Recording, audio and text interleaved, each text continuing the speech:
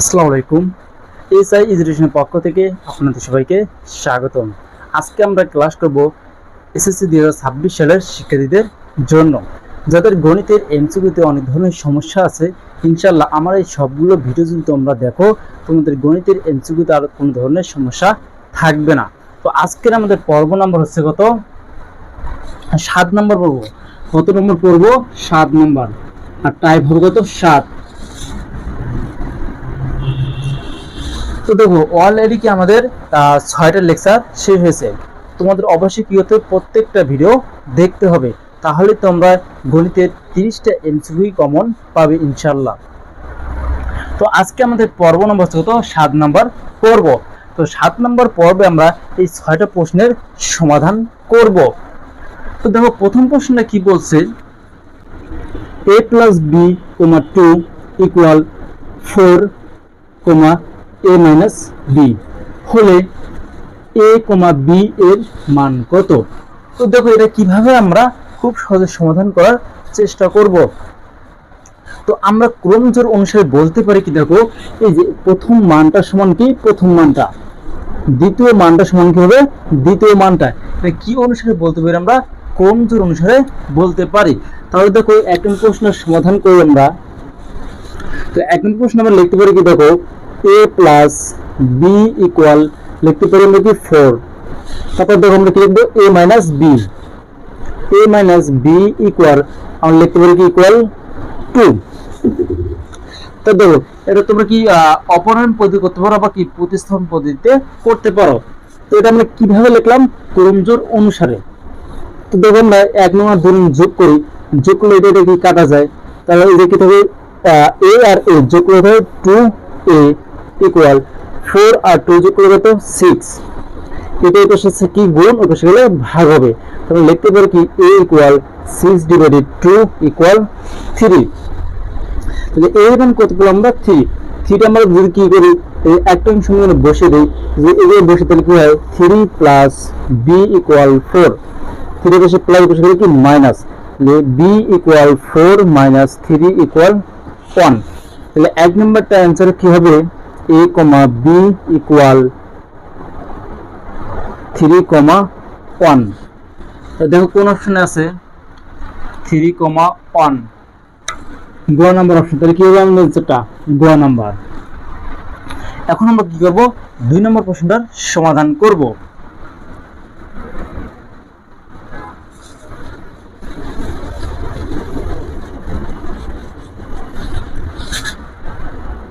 তাহলে দেখো 2 নম্বর প্রশ্নে কি বলছে, যদি p + 5, -5 ইকুয়াল 5, p - q হয়, তবে p q এর মান কত? তাহলে দেখো সেম ভাবে এটাও আমরা কি করব, দেখো ক্রমজোর অনুসারে আমরা বলতে পারি কি p + 5, তাহলে p + 5 ইকুয়াল কি বলবো আমরা 5 ইকুয়াল 5। তারপর কি আছে আমাদের q - 5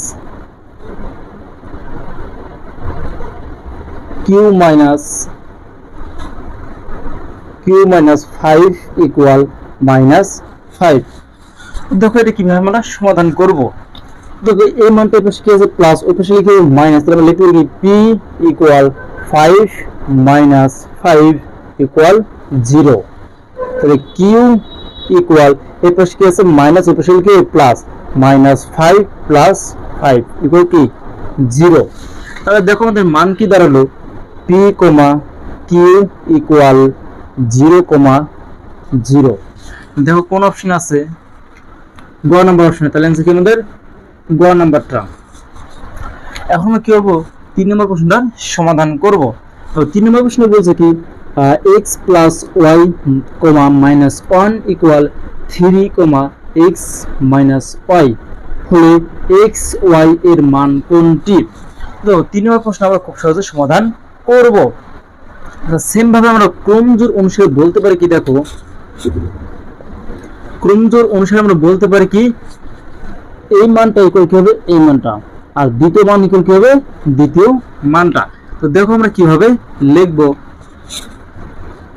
x + y ইকুয়াল কিছু 3, আমরা কি লিখব x - y x minus y equal minus one. তো দেখো দুটো আমরা যোগ করি, সমীকরণ দুটো যোগ করি তাহলে প্লাস ওয়াই মাইনাস ওয়াই কাটা, দেখো এক্স আর এক্স যোগ করলে হয় 2x ইকুয়াল 3 থেকে যদি আমরা মাইনাস 1 করি তাহলে কি হয় 2, তাহলে x ইকুয়াল এই পাশে কি আছে গুণ, পাশে হলে ভাগ, তাই 2 ডিভাইডেড 2 ইকুয়াল কি আসে 1। তো দেখো x এর মানটা যদি আমরা কি এই জায়গায় বসিয়ে দিই তাহলে দেখো কি হয় 1 plus y equal 3, y equal 3 minus কি হবে 1 ইকুয়াল 3 থেকে আমরা কি 1 বিয়োগ করি কত হয় 2। তো দেখো আমাদের সমীকরণ দাঁড়ালো কি দেখো x, y, তো x আর y মান কি দাঁড়ালো দেখো কিছু জায়গায় 1, 2। তো দেখো 1, 2 কোন অপশনে আছে 1, 2 খ নাম্বার, তাহলে কি আমাদের খ নাম্বারটা। তো এখন আমরা কি করব 4 নম্বর প্রশ্নটার সমাধান করব।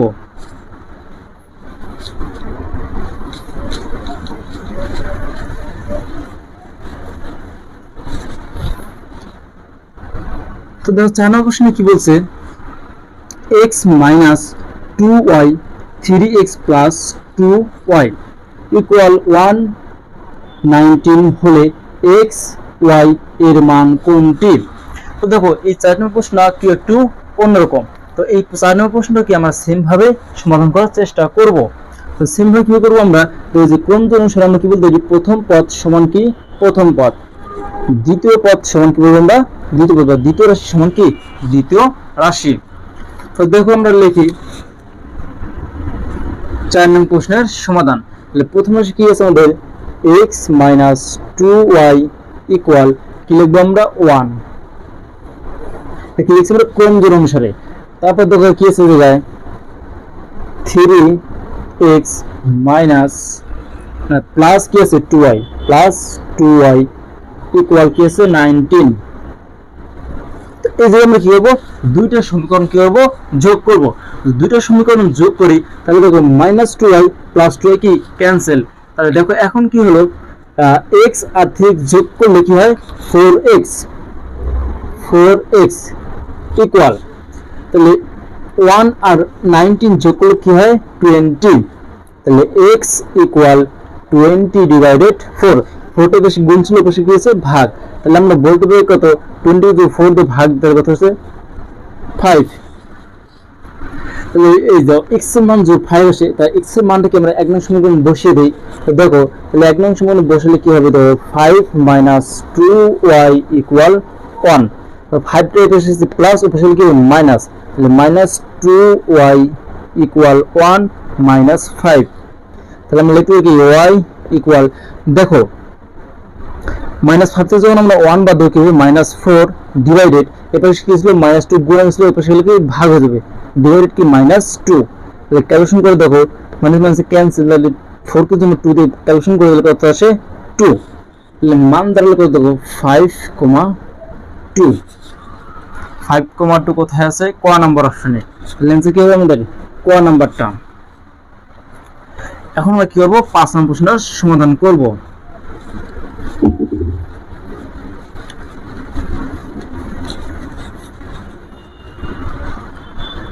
তো দেখো 5 নম্বর প্রশ্নে কি বলছে n একটা সেট আছে, সেটার মান কি আছে 1,3, n একটা সেট আছে সেটার মান কি 1 2, এবং p একটা সেট আছে উপরের সঙ্গে কি আছে 3 4 হলে m ইন্টারসেকশন n ইনটু বা ক্রস p এর মান কত।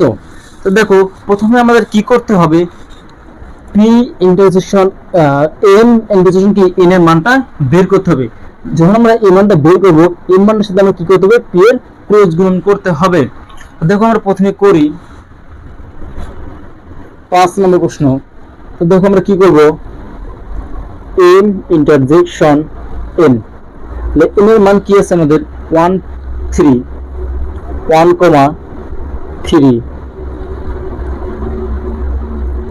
ইন্টারসেকশন, তাহলে n এর মান কি আছে 1,2, তাহলে দেখো ইন্টারসেকশন মানে কি বোঝায় এই যে একটা চিহ্ন আছে এটা হচ্ছে ইন্টারসেকশন, আর বাংলায় বলে সেট। তো এই যে চিহ্নটা থাকলে আমরা কি করব? তো এইরকম চিহ্ন থাকলে দুইটা সেটের মধ্যে দেখব কোন উপাদান সংখ্যাগুলো কমন আছে। তাহলে দেখো এই যে কি আছে 1, এই জায়গায় 1, তাহলে আমরা অ্যানসার কি লিখতে বলবো 1, কমা আমরা এই জায়গায় 3, এই জায়গায় 2, দুটো কি ভিন্ন, তাহলে দুটো কি ক্যান্সেল, তাহলে অ্যানসার কি শুধু 1 হবে। এই মানটার সাথে আমরা কি করব? p এর মানের সাথে ক্রস গুণন করব। তাহলে দেখো তাহলে 1 ক্রস গুণন p, p এর মান কি আছে আমাদের 3, 4, 3,4। তাহলে দেখুন ক্রস গুণন কিভাবে করব? প্রথমে কি 1 এর সাথে 3 ক্রস গুণ করতে হবে। তো ক্রস গুণ করার নিয়ম কি? যে 1 তারপর কি কমা দিয়ে মানে 3, অবশ্যই ফার্স্ট ব্র্যাকেট রাখতে হবে, কমা, তারপর দেখো যে 1 এর সাথে কি হবে 4, 1,4, তারপর আর কি দিতে হবে সেকেন্ড ব্র্যাকেট।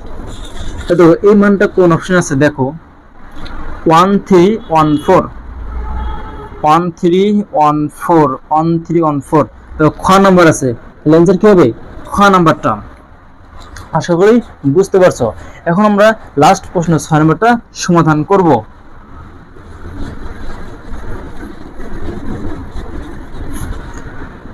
তাহলে দেখো 6 নাম্বারটা কি বলছে? x plus 1, 3 equal 5, x minus y হলে f of x equal 3x cube minus 2x square plus 5 এর মান কত? তো এই ধরনের প্রশ্নের সমাধান করতে গেলে আমাদের কি করতে হবে? x এর মানটা বের করতে হবে। তো x এর মানটা কি থেকে আমরা বের করব? এই দুইটা রাশি তো আছে, বা এই যে আমরা এই যে মান দুটো আছে, এই মান দুটো থেকে আমরা কি করব? x এর মানটা বের করব। তো কিভাবে বের করবো? এই দুটো থেকে ক্রমজোড় অনুসারে আমরা বলতে পারি, দেখো 6 নম্বর প্রশ্ন, তাহলে ক্রমজোড় অনুসারে আমরা বলতে পারি কি প্রথম রাশি সমান কি হবে? প্রথম রাশি। দেখো আমরা লিখতে পারি কি x plus 1 equal 5। এই মানটা আমরা কিভাবে লিখলাম? ক্রমজোড় অনুসারে লিখছি।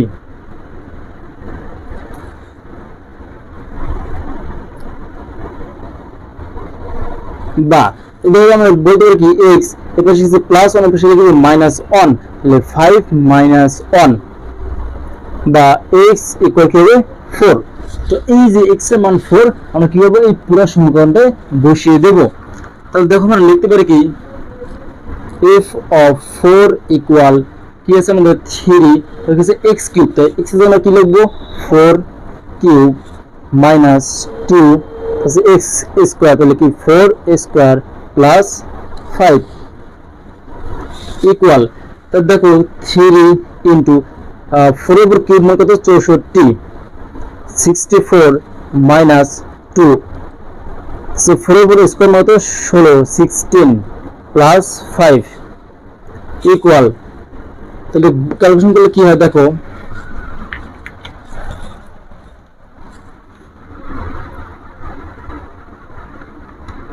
64 গুণন 3 ইকুয়াল 192 মাইনাস 16 আর 2 32 মাইনাস 32 প্লাস 5, তাহলে ক্যালকুলেশন করলে হচ্ছে কত 165, তাহলে ক্যালকুলেশন করলে হচ্ছে 165, তাহলে মান হবে কত আমাদের 165। কোন অপশন আছে? ঘ নাম্বার অপশনে। তাহলে কি হবে? ঘ নাম্বারটা। তাহলে আশা করি সবাই বুঝতে পারছেন, আর অবশ্যই ভিডিওটা শেয়ার করে দিবেন যেন অন্যরাও শিখতে পারে। আর কোনো ক্লাস সম্পর্কে বিস্তারিত আলোচনা লাগলে অবশ্যই কমেন্টে জানাতে হবে। যে সাবজেক্টের উপর আপনাদের ক্লাস লাগবে অবশ্যই আমাকে ভিডিওর কমেন্ট বক্সে জানাতে হবে। ইনশাল্লাহ আপনাদের কমেন্টের উপর ভিত্তি করে আমি সেই ভিডিওটা বানাবো। সবাইকে অসংখ্য ধন্যবাদ।